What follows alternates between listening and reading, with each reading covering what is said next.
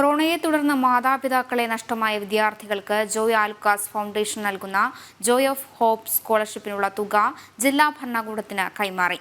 Thrissur DBCLC ഹാളിൽ നടന്ന ചടങ്ങിൽ ജോയ് ആലുക്കാസ് ഗ്രൂപ്പ് ചെയർമാനും മാനേജിംഗ് ഡയറക്ടറുമായ ജോയ് ആലുക്കാസ് ഫൗണ്ടേഷൻ ഡയറക്ടർ ജോളി ജോയ് എന്നിവർ ചേർന്നാണ് കളക്ടർ VR കൃഷ്ണതേജയ്ക്ക് 2.5 കോടി രൂപയുടെ ചെക്ക് കൈമാറിയത്.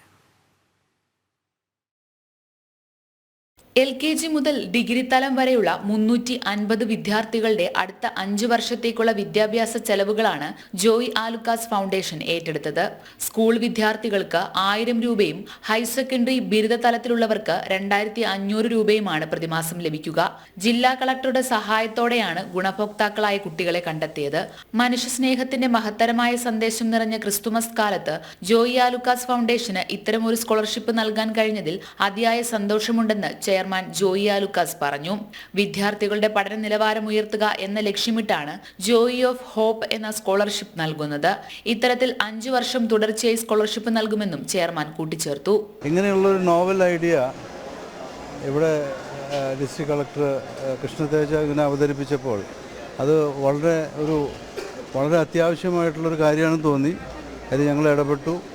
അപ്പോൾ ഞങ്ങൾക്ക് ഇതൊരു ചാലഞ്ചായിട്ട് ഇത് തന്നെയല്ല, ഈ 1000 രൂപ എന്ന് പറയുന്നതൊന്നും ഒന്നും ആവില്ല എന്ന് ഞങ്ങൾക്കറിയാം. എന്തായാലും നമ്മളവരെ അഡാപ്റ്റ് ചെയ്യാൻ തീരുമാനിച്ച നിലയ്ക്ക് അവരുടെ മറ്റു കാര്യങ്ങളും ഞങ്ങൾ ചെയ്യുന്നതായിരിക്കും. പലർക്കും പല ബുദ്ധിമുട്ടുകളുള്ള മറ്റ് വിഷയങ്ങളുണ്ടായിരിക്കും. അതിലെല്ലാം ഞങ്ങൾ നേരിട്ട് ജോയ് ആലുക്കാസ് ഫൗണ്ടേഷൻ അതിനകത്ത് ഇടപെട്ട് അതിനുള്ള മാർഗനിർദ്ദേശവും പണമായിട്ടാണോ എന്താണെന്നുണ്ടെങ്കിൽ അത് ചെയ്യും. പ്രതിസന്ധിയിൽ കൈത്താങ്ങാകുന്ന ഫൗണ്ടേഷന്റെ സാമൂഹിക പ്രതിബദ്ധതയ്ക്ക് കൂടുതൽ ശക്തി പകരുന്നതാണ് ഈ സംരംഭം. ഇതിനു പുറമെ ഫൗണ്ടേഷന്റെ കീഴിൽ തൃശൂരിൽ വയോജന മന്ദിരം, പാലിയേറ്റീവ് കെയർ സെന്റർ എന്നിവ വൈകാതെ പ്രവർത്തനം ആരംഭിക്കുമെന്നും ചെയർമാൻ വ്യക്തമാക്കി. ജനം, തൃശൂർ.